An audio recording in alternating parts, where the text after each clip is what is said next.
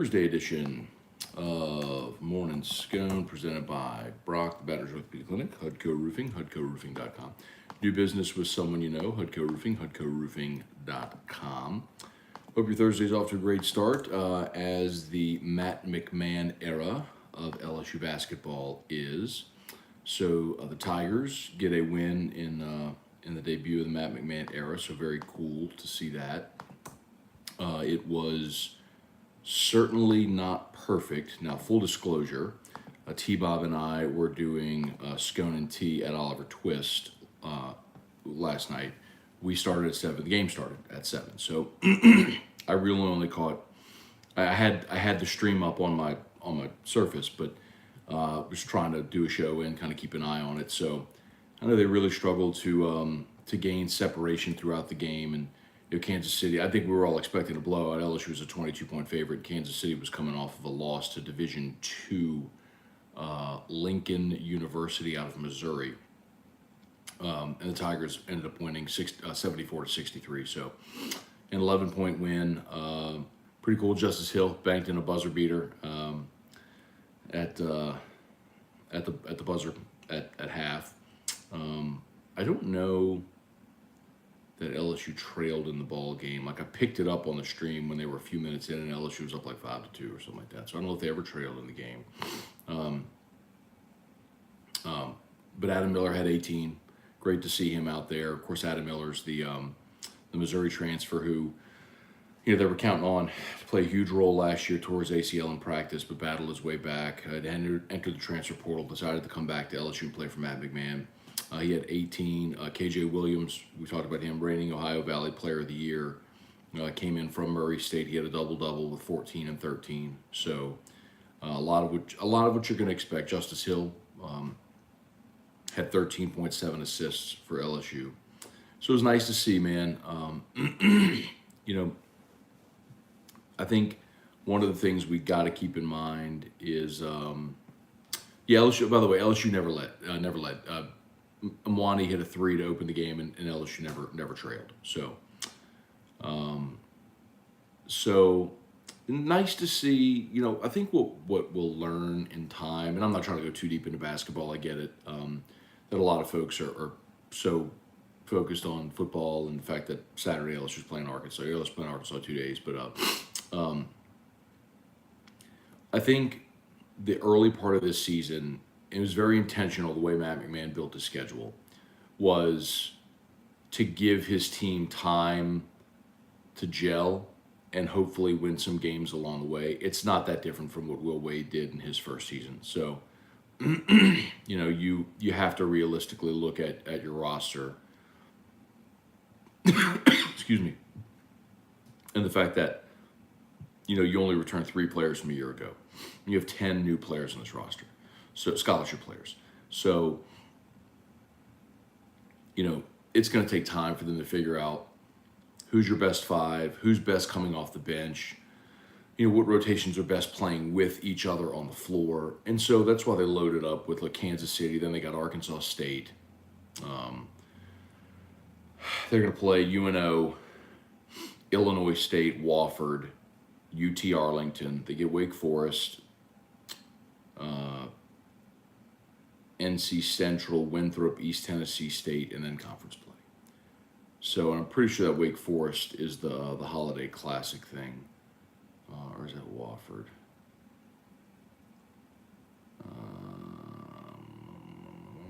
That's the one in Atlanta. Yeah, the Wake Forest game's in Atlanta, so they'll get a couple of games over there. But anyway, point is, Matt McMahon intentionally scheduled light to allow his team an opportunity to gain some confidence, win some games, while they figure out what they can do. So they're off and running. All right, let's see what y'all got. Questions, comments, the drill. Fire away. As always, we appreciate y'all for being here. YouTube, please smash that like button. Facebook, please like the page, share the post. Little Thursday Night Football tonight. Panthers and Falcons. So if you're a Saints fan, you're cheering for the Panthers tonight. You want the Falcons to take an L as they're a game ahead of the Saints. So you want the Panthers to win tonight on Thursday Night Football. How about the Otter last night, 2-1 in his Maction picks? So after going 2-0-1 and then 2-1, he's 4-1-1 the last 2 days on his Maction pick. So we should have a lot of picks tonight for Otter Lock. So make sure y'all are tuned in at the end of AFR if you're looking for picks and winners. Okay. Sarah, good morning's here. Ryan Amanda Guidry, Truax, Kelly Gross, Brant Roban, good morning. Cheering for Texas and Washington this weekend, I would assume. Yeah, so you definitely want TCU to lose for sure. And it would be great if you had a bunch of 2-loss conference champions. If TCU would lose twice, assuming TCU wins, or if TCU loses this game and then loses the conference championship game, if Oregon, let's say, would lose to Washington, Southern Cal and UCLA will play, so someone will have a second loss. Whichever team doesn't would go to the conference championship game. If they would lose that and be a 2-loss champion, like that's what you're looking for. You want a bunch of 2-loss conference champions is what you want. Ben Boudreau, good morning. David Coslin, Dax Jeter, morning, Matt. Any chance Drew fires up Robert or Elmo Ducks to help us avoid a trap game? Well, you know what? I can plant the seed because if I talk to him about it, he'll be able to look it up for sure. Dane Bergeron, good morning. Taking my son and his family to the UAB game. It'll be the grandson's first game at Tiger Stadium. My son wants to go by and see UNT Bob at Don Juan's after the game. Come on, man. Just keep in mind that if you have your grandson with you, I don't know how old he is. I'm assuming he's young, but it's a bar, so you got to be 21 to get in at Don Juan. But y'all come see us, man. Oh, you know what, Dane? That's an 8 p.m. kick, depending on how long y'all stay. Don Juan's closes at midnight. So, I mean, we're going to fire up the show at 11:30-ish when the game ends.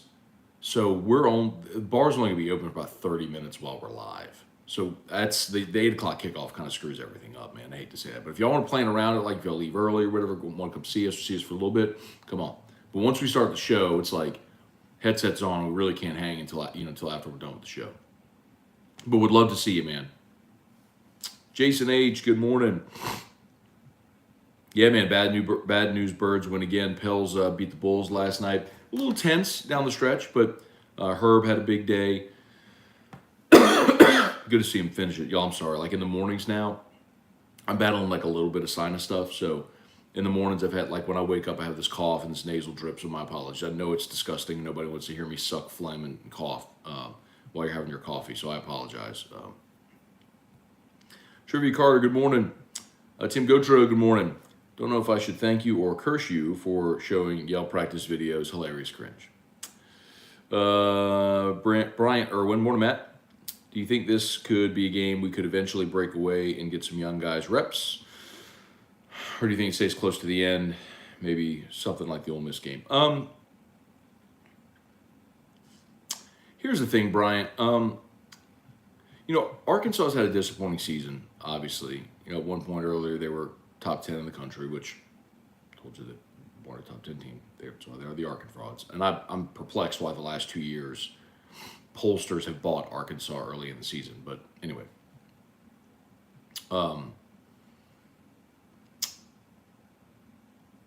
But this is an Arkansas team that had higher hopes with KJ Jefferson coming back. And to be sitting there at 5-4 is really disappointing. So for them, this game is massive for them. This is like a season maker, right? If they could beat LSU and kind of ruin LSU's season and all that stuff. If you were to remove yourself emotionally and you looked at LSU coming off the big win, Arkansas coming off the disappointing loss, it's a bounce back spot for Arkansas. It's a letdown spot for LSU. So you would imagine emotionally you would have teams doing that. It's in Arkansas, 11 a.m. It's just the definition of a trap spot, letdown game. And then you look at the line at 3 and you're like, man, that's a stinky line. And if I am unemotional and I'm looking at this game, like if I live in Oshkosh and I'm looking at betting lines and going, Arkansas 3, that's a stinky line. Bet the Hogs. Like, so I will probably not wager on this game. I will hope that LSU shows up ready to play and as a better team takes care of business and beats Arkansas and controls the game, which I think they certainly have the potential to do. But they're going to have to go play a clean game. If LSU plays a clean game, they'll win. The concern is if you go up there and you're sleepwalking at 11 a.m.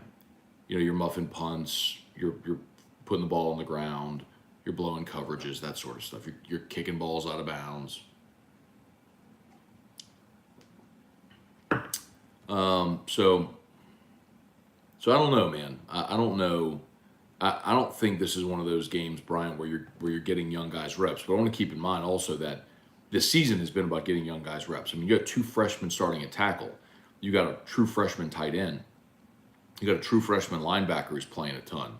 You know, Mekhi Wingo's played out of necessity. You know, as a sophomore here. You know, you're seeing a lot of young guys get run out there. Demario Tolan at linebacker has played more and more as the season's progressed. So you're seeing a lot of these young guys out there. Christian, morning, Matt. Hate to sound like a beggar. Just finished my contract in the Army and then back home for good. If you or anyone know someone hired, please let me know. I'm here every morning. Awesome, Christian. Well, first of all, thank you for your service. That's phenomenal. Welcome home. What are you looking to do? If you can give me a little insight there, I'd be happy to pass a resume around for you, or you know, give you some ideas. You want to sell roofs? Come work for us at Hutco. Come sell for us. But let me know. Let me know what you're interested in doing. Brad David, if LSU does not make Omaha next year, is that considered a failed season? Like this season coming, yes. This will be the most talented team in college baseball, and they should be in Omaha, yes. I have absolutely no hesitation about saying that. Excuse me. Rapping batches, men's basketball was horrible last night. I get coach has to tinker and figure out what he's working with. That's the point. And they still won by 11. So onward. Just keep improving. Look at Brian Kelly's debut against Florida State. It was horrible. And look at what's happened. Just let Matt McMahon, who is a really good coach with all new players, figure this thing out. He's going to be fine. Joseph Feltwell, what's your favorite to watch, NFL playoffs or March Madness? NFL playoffs. Darren Bone, good morning from Pigeon Forge. Okay, man.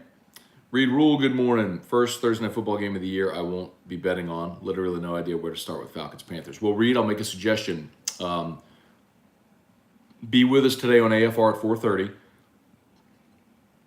Paul Nolan from freewinners.net will give out a free play on Thursday Night Football. So he's really good on the NFL. So he'll be giving out a free play at 4:30. I'm sure Otter will have a pick as well. So sometimes I'll tell you what I look for is if I see agreement. If I see a lot of the sharp bettors all in agreement on a certain side, that's where I'll heavily lay. So we'll see. Taz, UFC versus Tulane. Who you got? I think it's UCF actually, not UFC. The UFC is the Ultimate Fighting. I don't know. I think Tulane's favored. See how they do as a favorite in this game. Big matchup. Sure, Tulane. Let's roll. Trivia Carter, 247 years ago, in a bar, Tun Tavern, the United States Marine Corps was born. Happy birthday to all my fellow Marines, even you, Cliff. Not sharing lemon cookies. I love it. So today's the 10th, right? Yeah. So the Marine Corps was born on the 10th, and the 11th is Veterans Day, right? So, happy birthday to the Marine Corps and to all those Marines out there, for sure. Thank you for your service. Wendell Norman, Jeremy Nusslock. Morning, Matt. Has anyone ever told you look like Saints tight end Nick Vannett, or I guess vice versa? No one's ever told me that. I can't say that I know what Nick Vannett looks like. Let's see. Do you think to win in the NFL now you need an offensive-minded coach? I mean, that's the trend, right? When you're looking at young offensive-minded guys. I don't know that that's necessarily,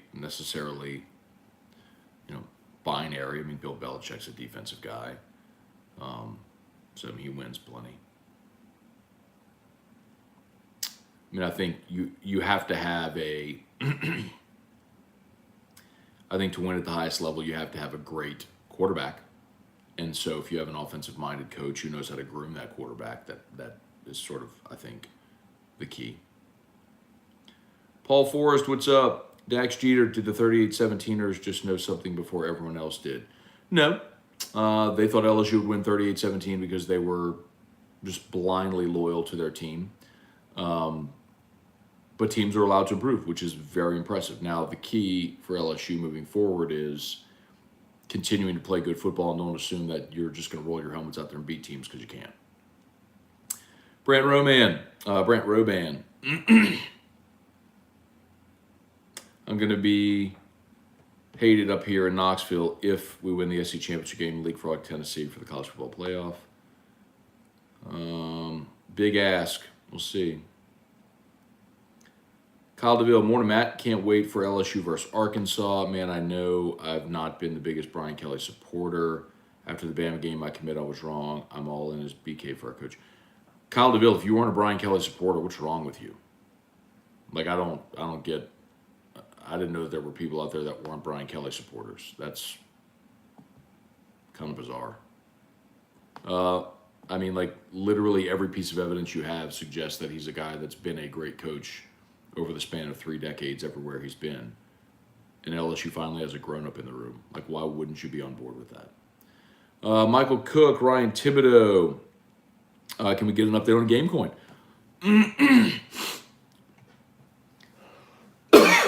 Excuse me.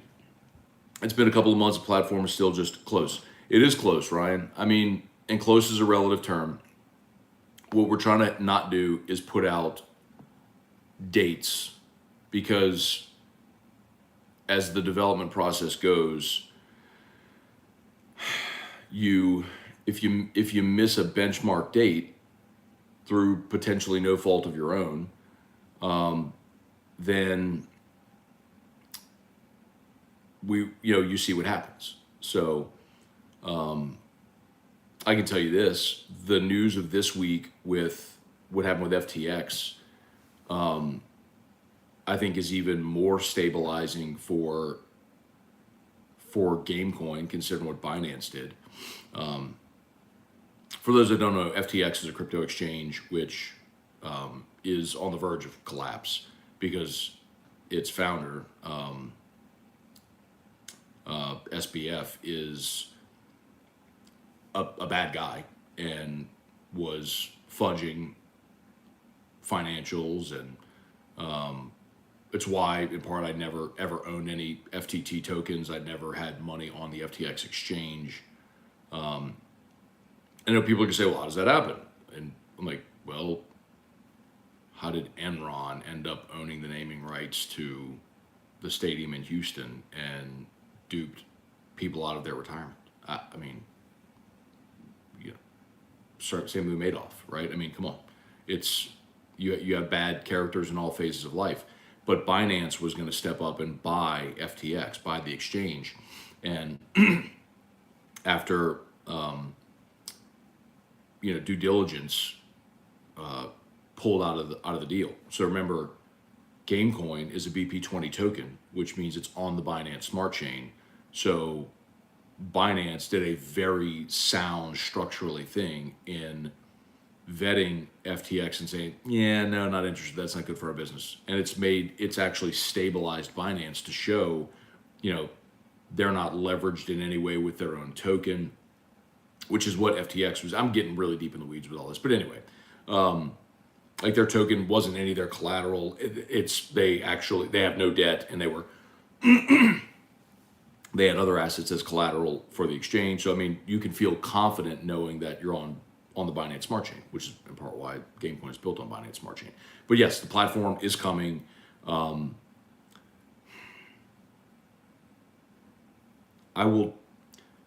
You see, here's the thing. Like, I would love to tell you, hey, it's going to be Q1 of 2023 is the launch. But we were looking at Q4 of 2022, and because of some of the things that we're integrating into the platform now, which are going to be awesome, it pushed the developers back further. So that's why it's delayed. So I'm just begging you, be patient, man. Look, the crypto cycle we're in right now, you can go look historically at any of the Bitcoin halving cycles, and it's just all predictable. I mean, for months you've had crypto analysts predicting a Bitcoin bottom at 14K, which we're approaching now. Like, and in, summer 2023 is when you're going to, or excuse me, summer 2024 is when you're going to start to see the next parabolic run up. I mean, the Bitcoin cycles are math, and the rest of crypto follows. So, just be patient. Just be patient. Pull back 10,000 foot view, not the 10-foot view. Craig Ducott, Madman McMahon, running Wild Brothers, boot up. Jeremy Sagely, Richie Burt. Basketball team looks thicker and stronger than a Will Wade's team. Do you see the guns on some of those players? Well, I don't know that I'm going to that far. I mean, it's not. I think they've been well conditioned, but like KJ Williams is just a big, thick dude for sure. David Tolson, with recent events around the football team, are you disappointed you're not going to Vegas, baby? Not if we're going to Miami. I told you, I'd be happy to go to Miami for the Orange Bowl over Vegas. I'd be thrilled to do either. New Year's in Miami? Come on. Are NFL coaches looked at like college coaches where you need to give them a couple of years? I wouldn't think so because you got pros. Dennis Allen's not going to make it. It's a really interesting question, Brant. I mean, it's not unprecedented to see NFL coaches be one and done. That is the outlier. I mean, Cam Cameron, remember, had a 1-15 season. He was a one and done. The guy in Houston last year, David, I'm blanking. Anyway, was one and done. So it's not unprecedented that a coach could be one and done. Tony Cortello, any injuries? Anyone missing against Arkansas? The only one I think that we're still, I mean, obviously from, the obviously Mason Smith, Seven Banks is the only player they're still waiting to get back, I think. Mostly they're healthy, man. And I think they're going to get Garrett Dellinger back this week. Deborah Coward, good morning. Or y'all smash that like button if you would. Facebook, please like the page, share the post. Some of y'all are asking for the shuffle, so, who am I to? Who am I to deny you something you covet? So here we go.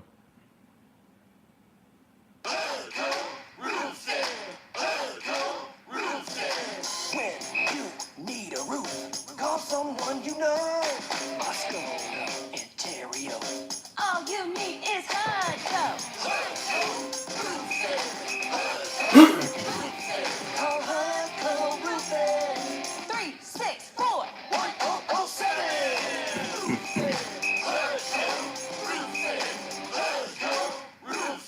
HUDCOroofing.com. By the way, check out HUDCO's socials. The great Will Stout, he of 2019 LSU Hype Video fame. Will has his own production company now, so he's working as a freelancer. And HUDCO has hired Will to produce content for us. So there is a video produced by Will Stout with the folks from Fortified. You've heard me talk about Fortified Roofs. HUDCO is the first and only Louisiana-based company to be a certified fortified roofing company. So you can learn more. Really good video. It's on all the HUDCO socials. So please go follow HUDCO on all the social media platforms. And of course, Brock, the Baton Rouge Orthopedic Clinic. If you need an orthopedist, you go to Brock. And if you have pain, you call Crystal Poche at Restored Motions. All right, real quick. Michael Broussard. Morning, Matt. On my way to a conference in New Orleans. Your show is making the Baton Rouge traffic a bit easier. Thank you, Michael.